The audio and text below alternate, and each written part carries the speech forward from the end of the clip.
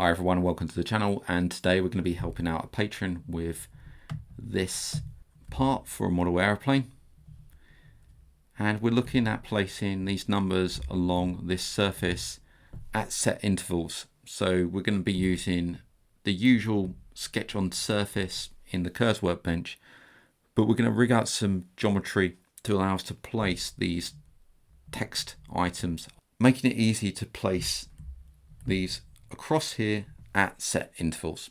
So as I said, this is for Patreon, and I think we're having a few problems with inboxes at the moment. I'm trying to send out some emails for the inbox and it looks like it hasn't arrived. So apologies for that. I will post this up on the actual Patreon so you can actually find it, and there'll be a link there and you can view it at your own leisure. I will also include the file with the post as well on Patreon. So let's have a look how we tackle this. If you like what you're seeing, please subscribe to the site. I also have a Ko-Fi or a coffee site that you can donate to if you so desire, and that's at ko-fi.com/MANG0. I also run a Patreon where you can subscribe and get extra content, and that's at www.patreon.com/MangoJellySolutions. Any money that's kindly donated will be used to expand the channel. So I've loaded the file, and we're going to come over to the part design. And this is where the part has been created. We can see that we have a pad, which is a basic arc in there that's been padded, which is good because we haven't got a B-spline to unwrap. We have a pocket on the bottom, we have a pad, and then we have another pocket. So we get this object here. I want to take this face and unwrap it over in the curves workbench using the sketch on surface. When we unwrap that, it places sketch on surface outside the body. Now this is where we need to come in and find out where this is placed. We have to have this construction geometry in here, but we need to know whereabouts this sits. So I'm going to convert these two lines out of construction mode. So when I hit close and come into the sketch on surface, we can see we've got two lines there. And our map sketch at the moment is invisible. So let's make that visible by pressing the space bar, and we can see the lines that we're going to use to create the text within. Let's bring this around to the top.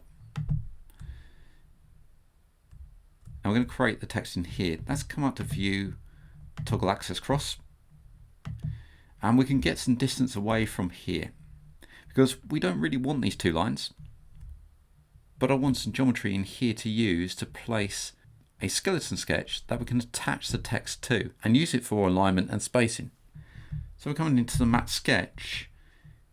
These are going to be made back into construction geometry, but we have some distance here. We've got this here.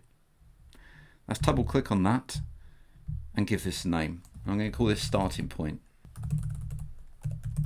So what will happen if I close that, if I look at the match sketch, come down to sketch, come into the constraints, I can see I have a starting point which I can use.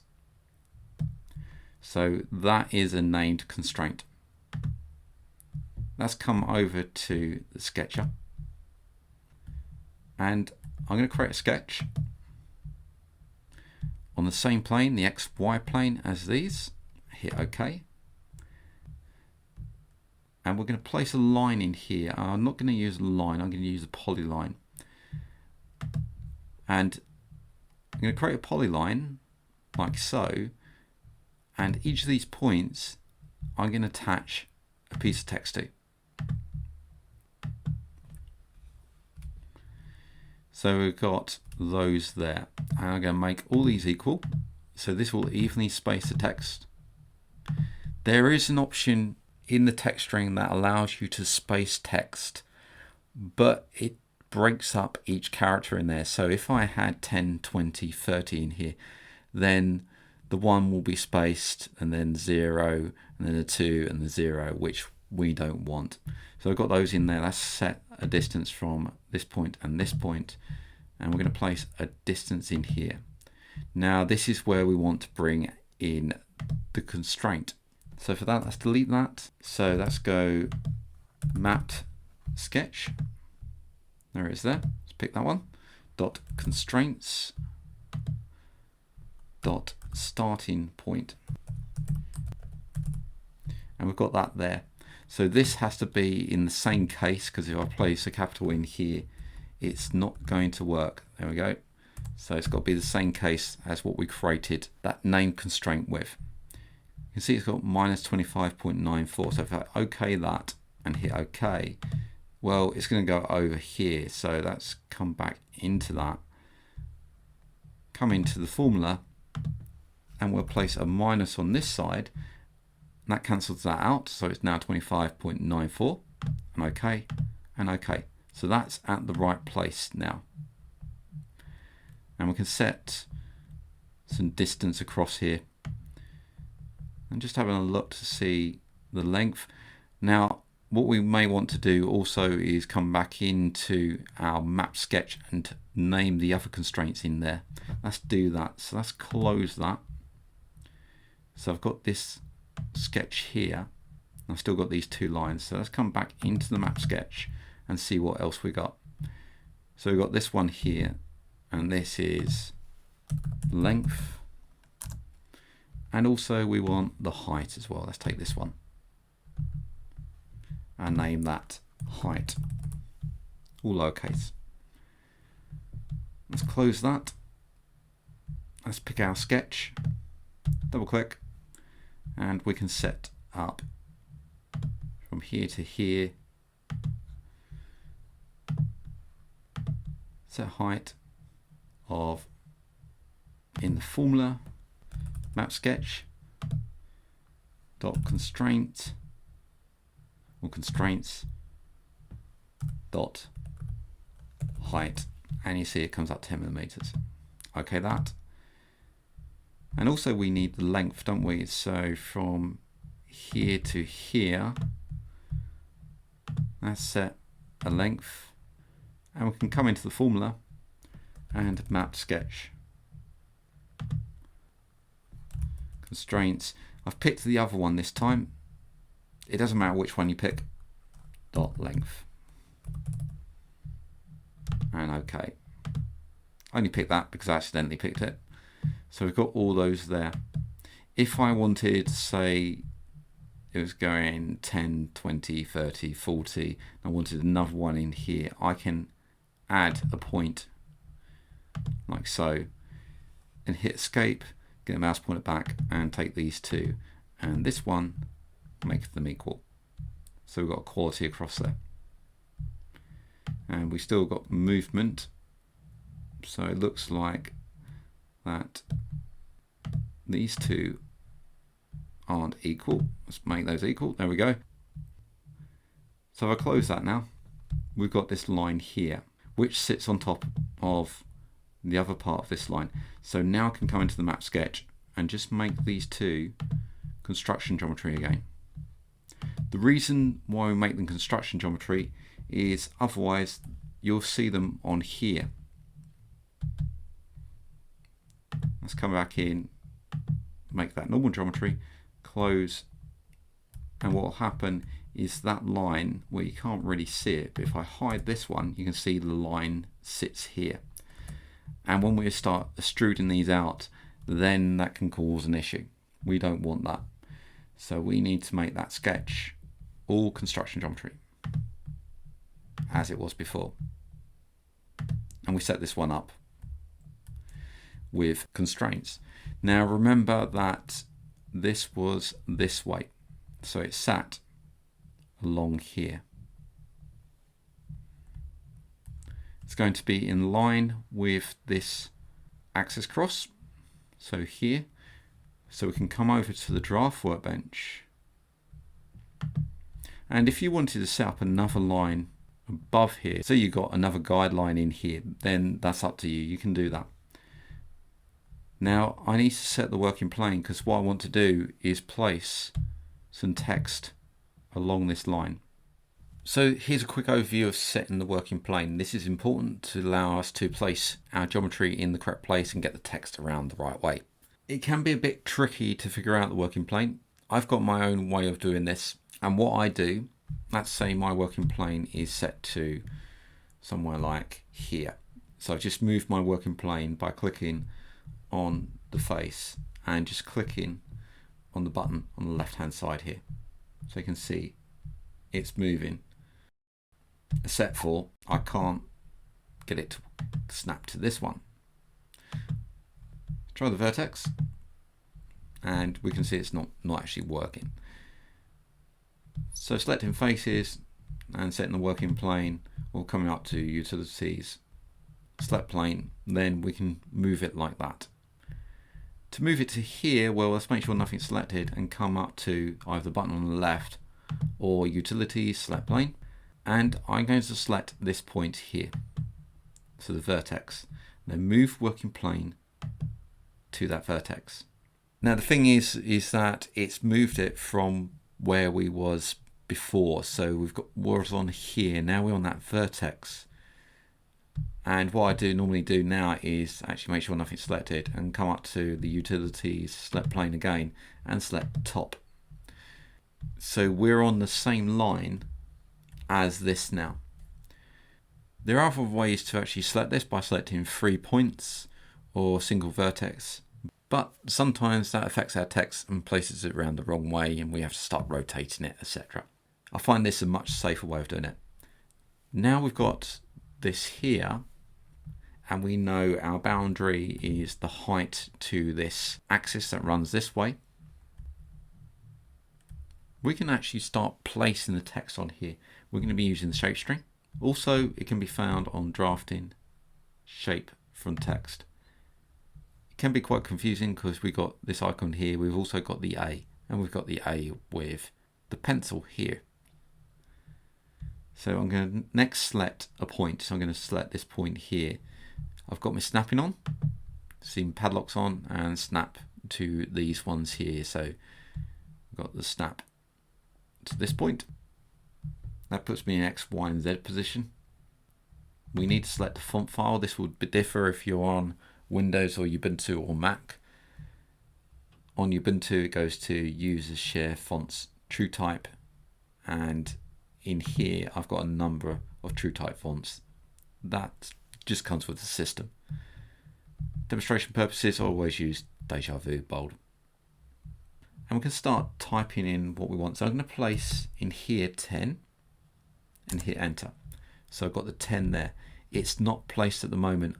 So I'm going to click on that shape string and I can set the map mode on here and place this. So I've got selecting on the first one here and we'll highlight, say, a point and we can place it there.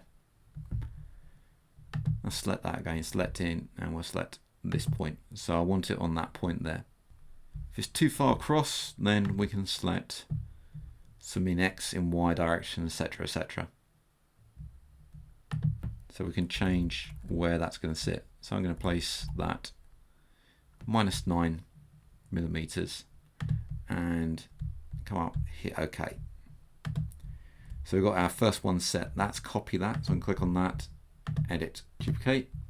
I should have really done this when it wasn't attached. So let's cancel out and just clear out that map mode. Because if I do that, and OK that means it's not attached now. So you can see that we've got map mode is translate, still placement is first, we haven't got attachment. And now if I come into edit, duplicate selection, it just duplicates and our window doesn't pop up. So we want it 1, 2, 3, 4 times.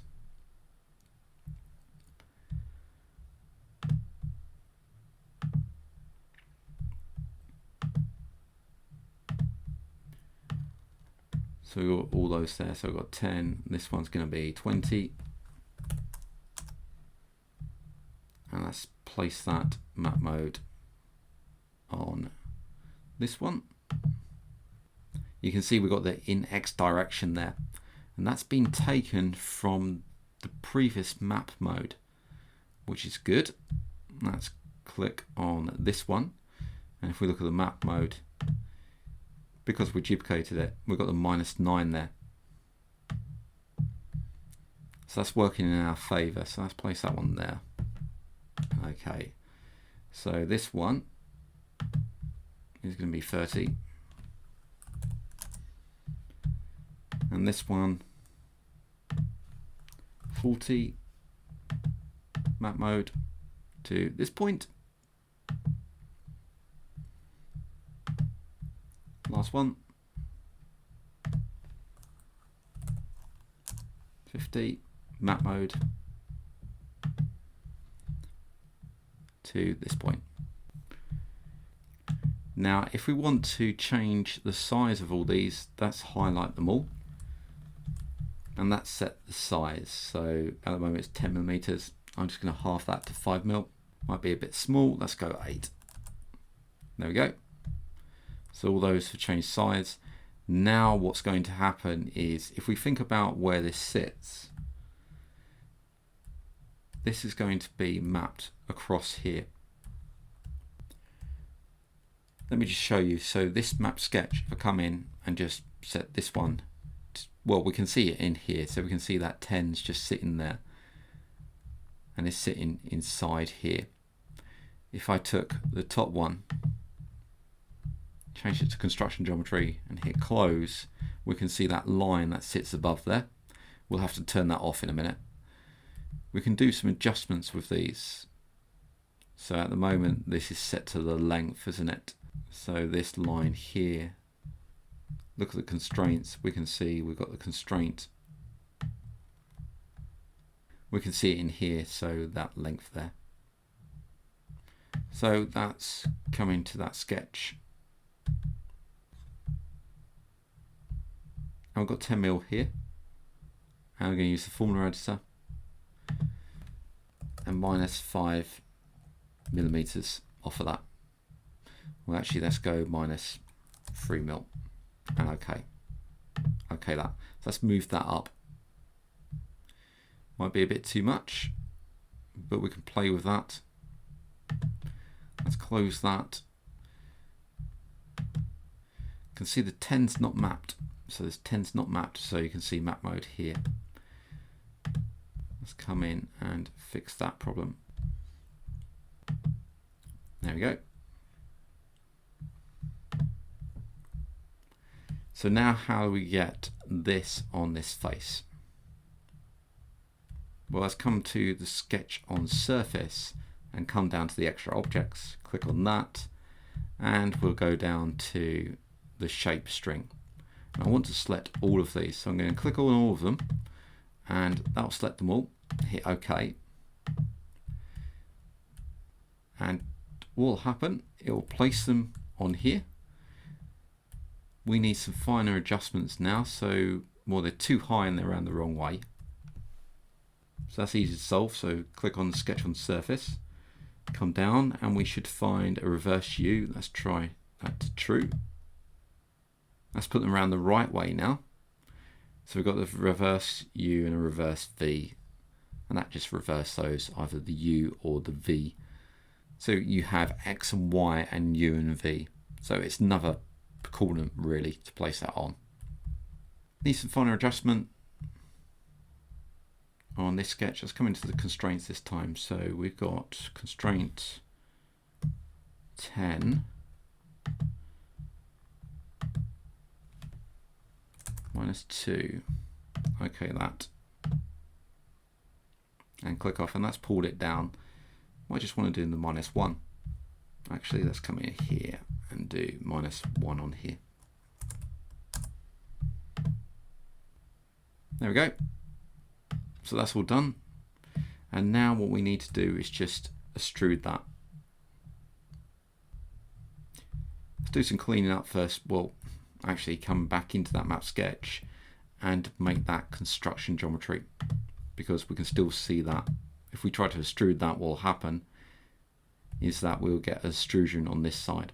So if I hide this, we should just see these numbers. sketch and the shape strings all can be hidden by pressing the spacebar, selecting those, pressing the spacebar. Sketch on surface. Fill faces, set that to true. And the thickness, well, I'll set that to 1 and see what it looks like. And we can see we've now got those going along here. Now the sketch on surface, this is going to be a separate object. So these will need Boolean in to the actual body. That's there. We have broken out of the part design workflow. So this is the kind of thing that we really need to do last of all. Let's take the body and the sketch on surface, come over to the part workbench and create a union. That fusion can now be exported for 3D print. And we've got that going across there. So I hope that's helped the patron with your question doing that. Sorry if you haven't seen my emails come through. I'm sure we've got an inbox problem there. So I've just done that video, and what I'll do is post that up on Patreon, and I should be able to include your name in there so you get a message through, and I'll give you the link on there. Hope that's helped, and I hope to see you again soon. If you like what you're seeing, please subscribe to the site. I also have a Ko-Fi or a coffee site that you can donate to if you so desire, and that's at ko-fi.com/MANG0. I also run a Patreon where you can subscribe and get extra content, and that's at www.patreon.com/MangoJellySolutions. Any money that's kindly donated will be used to expand the channel. Thanks a lot for watching and subscribing, and I'll see you again soon.